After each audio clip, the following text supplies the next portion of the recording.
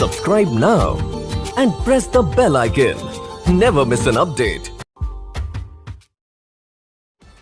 Good morning बच्चों, class 12 के physics में आज हम लोग देखेंगे बहुत ही important topic bar magnet and equivalent solenoid, यानी कि एक क्षण चुंबक का आचरण परिनालिका जैसा हम लोग को दिखाना है।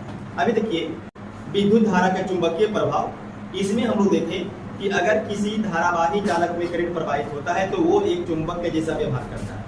और इसी में एक चीज और हम लोग देखें कि अगर कोई मैग्नेट होगा तो वो भी अपने चारों तरफ चुंबकीय क्षेत्र बनाएगा, यानी कि क्षण चुंबक और करंट लोग दोनों एक जैसा ही आचरण करता है और यही हम लोग को दिखलाना। अभी ध्यान दीजिएगा, चुंबकीय क्षेत्र का जो अस्तित्व है वो या तो एक बार मैग्नेट के कारण हो सकता है या एक करंट लूप के कारण हो सकता है। बार मैग्नेट के कारण जो चुंबकीय क्षेत्र होगा उसका दिशा अगर हम लोग देखें तो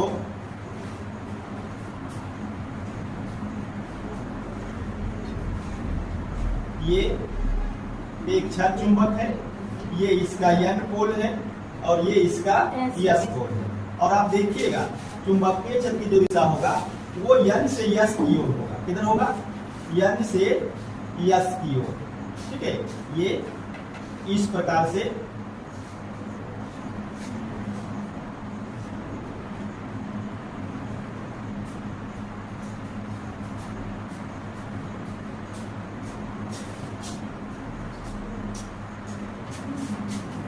N से S की ओर, N से निकलता हुआ और S में प्रवेश करता हुआ, N से निकलता हुआ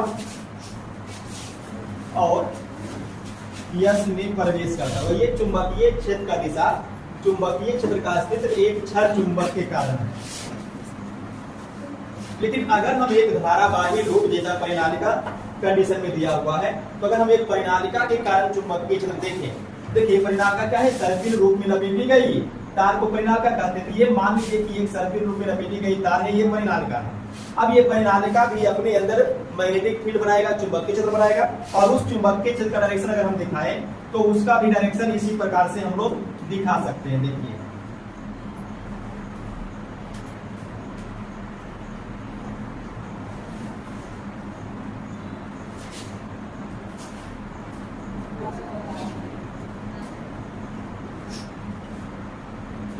ये इस प्रकार से निकलता हुआ और ये इन करता हुआ, ये निकलता हुआ और ये इन करता हुआ। देखिए ये आपका है परिनालिका।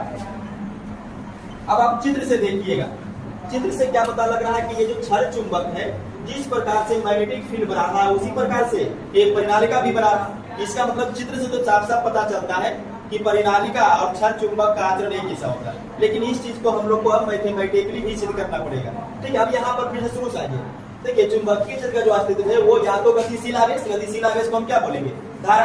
तो प्रवाही धारा के कारण होता है। और विद्युत धारा का अगर प्रभाव देखिएगा तो विद्युत धारा के चुंबकीय प्रभाव के अनुसार जो प्रत्येक करंट लूप है, चाहे वो परिनालिका हो, सीधा धारावाही तार हो, कुछ भी हो, वो एक चुंबकीय द्विध्रुव जैसा कार्य करता है। अगर चुंबकीय द्विध्रुव जैसा कार्य करता है तो उसका कुछ चुंबकीय आघूर्ण भी होगा और वो चुंबकीय आघूर्ण हम निकालेंगे M vector equal to I-N-A vector. ध्यान दीजिएगा, एक चुंबकीय आघूर्ण आप पहले पढ़े होंगे, M vector equal to M गुना 2L वेक्टर। ये वाला जो चुंबकीय द्विध्रुव आघूर्ण देख रहे हैं ये एक क्षण चुंबक का, किसका? क्षण चुंबक का। अगर इसका चुंबकीय आघूर्ण आप निकालिएगा तो निकालिएगा M vector equal to M गुना 2L वेक्टर, जहाँ छोटी m क्या है? चुंबक का ध्रुवीय बराबर और 2L क्या है? चुंबक का लंबाई। लेकिन अगर हम इस करंट लूप का निकालें तो निकलेगा M vector equal to I-N-A vector. अब I क्या है? तो कुंडली में जो धारा प्रवाहित हो रहा है। N क्या है? ये कुंडली में फेरों की संख्या और A क्या है? एरिया वेक्टर, यानी कि क्षेत्रफल सदिश। तो ये हो गया M vector equal to I-N-A vector. याद रखिएगा किसका? करंट लूप का चुंबकीय आघूर्ण, चुंबकीय द्विध्रुव आघूर्ण करंट लूप के लिए। ठीक है, तो ये हो गया। अब अगर इसको मैथमेटिकल सिद्ध करना है तो यहाँ पर एक हम लिख लेते हैं। चित्र से स्पष्ट है कि क्षण चुंबक परिनालिका जैसा व्यवहार करता है। ठीक है, अगर इसको मैथमेटिकल सिद्ध करना है तब क्या करना पड़ेगा? ध्यान दीजिएगा, जो चीज परिनालिका के लिए आप लीजिएगा उसको यह ध्यान में रखते हुए लेना है कि हमको लाना क्या है, तो क्षण चुंबक और परिनालिका को एक जैसा दिखलाना है। तो जो भी पैरामीटर इसका लीजिएगा वो इसको ध्यान में रखते हुए लेना है। तो देखिए अच्छा परिनालिका क्या होता है इसके बारे में, अगर ये सर्पिल रूप में दांत लपेटा हुआ तो किसी न किसी चीज पर लपेटा हुआ होगा। किस पर लपेटा हुआ रहता है? एक बेलनाकार नरम लोहे के क्रोड पर। तो मान लीजिए कि एक बेलनाकार क्रोड हम लोग लेते हैं जिस पर दांत लपेटा गया होगा परिनालिका का, ये इस प्रकार से ये बेलन हो गया। और इस बेलन का ये जो वृत्तीय काट आप देख रहे हैं इसका त्रिज्या मान लीजिए कि यहाँ से यहाँ ए है, ठीक है। ये एक बेलन है, इसका ये जो वृत्तीय काट का त्रिज्या होगा कुछ ना कुछ, उसको कितना मान लिए हैं? ए मान लिए। और इसका ये एक्सिस है, ये एक्स एक्सिस और इधर लेंगे तो ये वाई एक्सिस। अब चूंकि ये जो परिनालिका है इसको क्षण चुंबक के जैसा दिखलाना है तो क्षण चुंबक का लेंथ कितना होता है? 2l। तो इसका भी लेंथ ले लीजिए 2l। अगर ये लेंथ 2l है और ये मध्य बिंदु मान लीजिए O है तो इधर कितना लंबाई होगा? l। और इधर भी कितना लंबाई होगा? l, ठीक है। मान लीजिए कि ये मध्य बिंदु O से r दूरी पर इसके एक्सिस पर, इसको आगे बढ़ा सकते हैं आप, इसके एक्सिस पर P कोई बिंदु है और यहाँ पर हम लोग चुंबकीय क्षेत्र का मान निकालेंगे बियो-सावर्त नियम लगाकर, ठीक है। अब यहाँ पर देखिए अगर आप बियो-सावर्त का नियम लगाने जाइएगा चुंबकीय क्षेत्र निकालने के लिए तो बियो-सावर्त का नियम में देखिएगा जो मेन नियम है बेसिक वाला, म्यू नॉट बटा 4 पाई आई dl साइन थीटा बटा r स्क्वायर। अब इसमें ये देखिए dl क्या है? अल्पांश। तो जब भी बियो-सावर्त का नियम लगेगा तो एक अल्पांश का कल्पना करना पड़ेगा। तो यहाँ पर एक बेलन है तो बेलन को अगर हम छोटा टुकड़ा लेंगे तो बेलन का ही टुकड़ा आएगा, एक अल्पांश टुकड़ा आएगा और एक अल्पांश टुकड़ा। देखो ये बेलन है तो अगर इसका टुकड़ा निकालेंगे तो कैसा टुकड़ा निकलेगा? एक वृत्तीय टुकड़ा निकलेगा। तो यहाँ पर एक वृत्तीय अल्पांश हम लोग को मान के चलना पड़ेगा। तो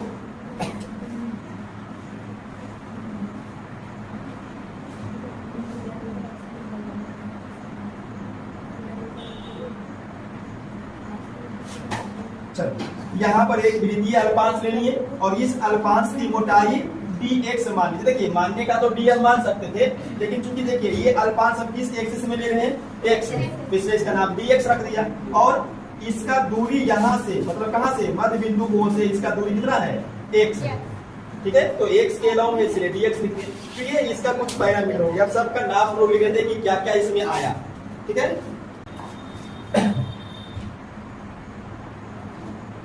तो यहां देखिए धारावाही परिनालिका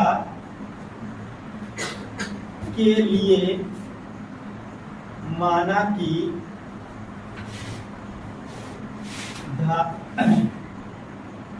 परिनालिका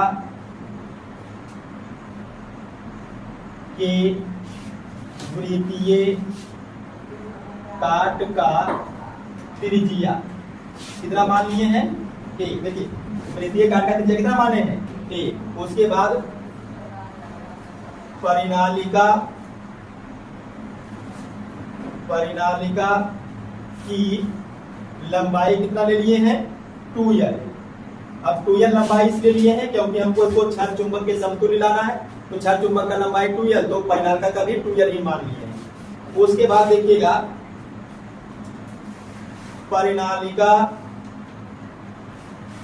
में कुल फेरों की संख्या मान लीजिए कैपिटल L, ठीक है। इसीलिए परिनालिका के एकांक लंबाई में फेरों की संख्या इसको मान लीजिए स्मॉल n और ये हो जाएगा कैपिटल N बटा 2n। एक चीज और ले लेते हैं, परिनालिका में प्रवाहित धारा, इसको भी नोट कर लेते हैं। प्रवाहित धारा कितना हो जाता है? I। तो ये कुछ पैरामीटर इसके लिए हम लोग यहाँ पे ले लिए। अब देखिए जो हम लोग कंडीशन यहाँ पर लिए हैं, माना कि परिनालिका के मध्य बिंदु O से, कहां से? मध्य बिंदु O से इसके अक्ष पर आर दूरी पर, कहां पर देखो मध्य बिंदु O से ये जो एक्सिस है, एक अक्ष है, एक्स एक्सिस है, उस पर यहां से आर दूरी पर P एक बिंदु है जहां पर वियोग सावर्त के अनुप्रयोग से चुंबकीय क्षेत्र P इक्वल टू, ध्यान दीजिएगा, देखिए यहाँ पर अगर इसको आप मैग्नीफाई करके देखिएगा, बड़ा करके देखिएगा, तो क्या आपको मिलेगा? देखिए ये एक वृत्तीय काट है, उसके बाद ये इसका एक्सिस है इस प्रकार से, ये यहाँ पे केंद्र है, ये इसका त्रिज्या A है, और इस P बिंदु पर चुंबकीय क्षेत्र निकालना, ऐसा आप कर चुके हैं पहले से। देखिए आज कीजिए कुछ, यहाँ पर अल्पांश होता है कितना Px, और यहाँ पर चुंबकीय क्षेत्र का मान निकालना होता है। तो वियोग सावर्त का अनुप्रयोग नंबर 3 आप खोल करके देखिएगा, तो ऐसा कंडीशन के लिए चुंबकीय क्षेत्र पहले निकाल के रखेंगे, ठीक है। अब वो चुंबकीय क्षेत्र का मान कितना होता है, वही फॉर्मूला यहाँ पर यूज कर लीजिए। अब देखो अगर इस P बिंदु पर इस अल्पांश के कारण हम लोग निकालेंगे तो चुंबकीय क्षेत्र भी अल्पांश हो जाएगा dV, और मान कितना होगा देखो म्यू नोट n अल्पांश dx फिर I a का स्क्वायर बटा 2a का स्क्वायर प्लस x। अब देखिए ध्यान दीजिएगा, x वो दूरी है अल्पांश से P बिंदु का। अगर हम यहाँ पर अल्पांश से P बिंदु का दूरी निकालें, ध्यान दीजिएगा, ये अल्पांश से P बिंदु का दूरी यहाँ से यहाँ कितना होगा, देखिए टोटल दूरी r है, इसमें से x को निकाल दीजिए तो r माइनस x, तो यहाँ पे लिखिएगा r माइनस x का स्क्वायर और टोटल का पावर 3/2। और इसको थोड़ा सा देखिए, चूंकि r ग्रेटर देन x तथा r ग्रेटर देन a, देखो ये r का मान x के तुलना में, देखो x यहाँ से यहाँ है, ठीक है, तो r का मान x के तुलना में बहुत ज्यादा हो जाएगा, और r का मान त्रिज्या a के तुलना में भी ज्यादा हो जाएगा। अब अगर इस केस को यहाँ पर रखिएगा तो dv इक्वल टू क्या हो जाएगा, mu naught into n dx I a square बटा 2। अब ध्यान दीजिएगा, a का स्क्वायर प्लस r के सामने x क्या है, बहुत छोटा, तो r के सामने x हो जाएगा नेगलेक्ट, तो बचेगा r का स्क्वायर और उस पर पावर 3/2। और इसको आगे बढ़ाइए तो dv equal to mu naught n dx I a square बटा, ध्यान दीजिएगा r बहुत बड़ा है किसके सामने, a के सामने, तो r के तुलना में फिर a भी नेगलेक्ट होगा, तो 2। और देखिए अगर ये a नेगलेक्ट हो गया है तो बचेगा क्या, r स्क्वायर 3/2, तो पावर का पावर गुना होगा, तो कितना बचेगा, r बच जाएगा। अब देखिए इतना सारा जो चुंबकीय क्षेत्र निकला है वो केवल अल्पांश dx के कारण निकला, और हमको निकालना है पूरे परिनालिका के कारण, तो इसका इंटीग्रेशन फिर करना पड़ जाएगा। अतः पूरे परिनालिका के चुंबकीय क्षेत्र ज्ञात करने के लिए इसे, आप देखिए चलो, अगर पूरे परिनालिका के कारण यहाँ पे चुंबकीय क्षेत्र का मान ज्ञात करना है, अभी तक जो चुंबकीय क्षेत्र ये लिख रहा है वो किसके लिए लिख रहा है, केवल अल्पांश के लिए। तो अगर हम पूरा का निकालते हैं तो ऐसा अल्पांश तो बहुत लेना पड़ेगा, देखिए 1 अल्पांश 2 3 ऐसा करते करते इधर भी बहुत सारा अल्पांश, तो इसका मतलब है कि इसका इंटीग्रेशन करेंगे, और इंटीग्रेशन किधर करना पड़ेगा, प्लस यल इधर माइनस यल इधर, तो इसे -L2 प्लस यल सीमाओं के बीच समाकलित करने पर, देखिए इंटीग्रेशन dv का integration mu naught 2r³ n dx I a square, और लिमिटेशन प्लस यल और माइनस यल। अब देखिए डीबी का इंटीग्रेशन बी। अब यहां पर देखिए म्यू नोट कांस्टेंट बाहर निकल जाएगा, यल कांस्टेंट बाहर निकल जाएगा, आई कांस्टेंट बाहर, ए कांस्टेंट बाहर, 2 कांस्टेंट बाहर, आर क्यू कांस्टेंट बाहर। अब बचा क्या? Integration minus L two plus यल डी एक्स। क्योंकि परिवर्तनशील क्या देखिए हम किसको जोड़ेंगे, ये पूरा परिणालिका के लिए ऐसा अल्पांश बहुत लीजिए, यहाँ पर dx, यहाँ पर dx, यहाँ dx सब जोड़िए, और जोड़िएगा तो इधर वाला dx के लिए लिमिटेशन प्लस यल और इधर वाला dx के लिए लिमिटेशन माइनस यल, यही लिमिटेशन दिया हुआ है। और देखिए b equal to mu naught n small, small n का मान देखिए कितना है, कैपिटल n बटा 2n, तो n बटा 2n, फिर इंटू आई ए का स्क्वायर बटा 2r का क्यूब, और dx का इंटीग्रेशन कितना होगा x, और लिमिटेशन रख दीजिए प्लस यल माइनस यल।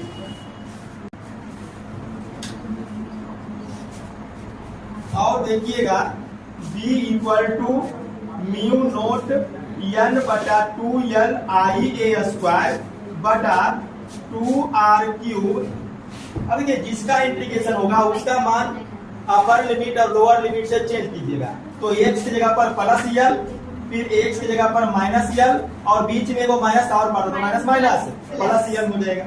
और देखिएगा b equal to mu naught n बटा 2l आई ए स्क्वायर बटा 2r क्यूब, यल प्लस यल 2l और 2l कैंसिल हो जाएगा। और देखिएगा b equal to mu naught n I A square बटा 2r क्यूब। अब थोड़ा सा यहाँ पर ध्यान दीजिएगा, इसमें कुछ चीजें जो है अपने मन से आपको ऐड करना पड़ेगा कैलकुलेशन के लिए, ठीक है। तो देखिए b equal to mu naught n I A square बटा 2r क्यूब तो है ये था। अब इसमें क्या कीजिएगा, ऊपर नीचे पाई से आपको गुना करना है, पाई से ऊपर भी गुना, पाई से नीचे भी गुना।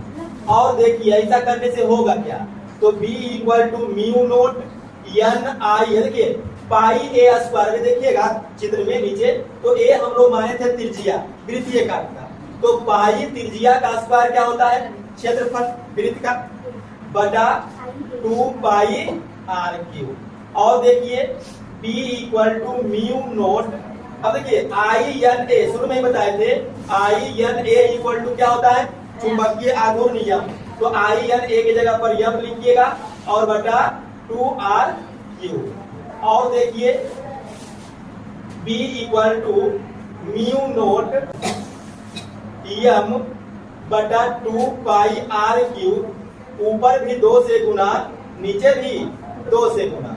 अब देखिए क्या हो जाएगा, b equal to mu nought बटा 2 दूनी 4 पाई, फिर 2 गुना यम 2 यम बटा आर क्यूब। अब देखिए b equal to mu nought बटा 4 पाई 2 यम बटा आर क्यूब किसका है, एक क्षण चुंबक के कारण इसके अक्षीय रेखा पर चुंबक के क्षेत्र का मान, ये आप निकाले होंगे देखिएगा कॉपी में। b बराबर म्यू नोट बटा 4 पाई 2 यम बटा आर क्यूब किसका होता है, एक क्षण चुंबक के कारण इसके अक्षीय रेखा पर चुंबक के क्षेत्र का मान। लेकिन अभी हम निकाले किसका थे, एक परिनालिका के कारण इसके अक्षीय रेखा पर चुंबक के क्षेत्र। इसका मतलब क्या है कि परिनालिका और क्षण चुंबक एक ही जैसा व्यवहार करता। देखिए हम लोग निकाले परिनालिका का और आया किसका, क्षण चुंबक का, तो परिनालिका और क्षण चुंबक एक ही जैसा होगा तब तो बराबर आ गया। तो हम लिख सकते हैं अतः क्षण चुंबक परिनालिका जैसा आचरण करता है। ठीक है, क्लियर हो गया।